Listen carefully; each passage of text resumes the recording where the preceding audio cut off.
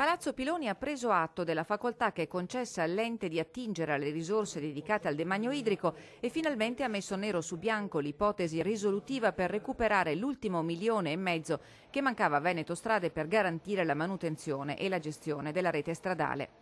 La comunicazione del commissario straordinario Vittorio Cappocelli è stata ufficializzata durante la riunione del Consiglio d'amministrazione di Veneto Strade che si è svolto ieri e qualora questo stanziamento aggiuntivo fosse confermato, sommato al contributo dei 7 milioni stanziati dalla Regione, sarebbero garantite per il 2013 sufficienti risorse per il pagamento degli stipendi e per la manutenzione della rete delle strade ex ANAS.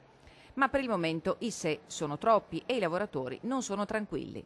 Chiediamo che intanto venga risolto il problema attuale, che quindi le risorse per davvero si trovino, perché come le dichiarazioni sui giornali lasciano il tempo che trovano, bisogna che siano iscritti a bilancio.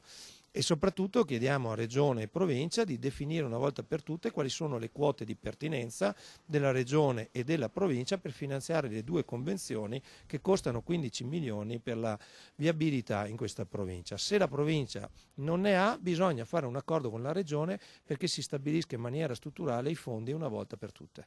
La questione è delicata. La provincia ha chiuso il bilancio 2013 senza confrontarsi con le parti sociali e ora il recupero dell'ulteriore 1,5 milioni di fondi impone una variazione del documento contabile di Palazzo Piloni. Il commissario straordinario Cappocelli ha messo in moto gli uffici tecnici di Ragioneria e ha disposto un'approfondita analisi del bilancio provinciale. Il CDA di Veneto Strade ieri ha auspicato che la definizione della questione possa concretizzarsi a breve termine per poter programmare compiutamente le attività di manutenzione 2013.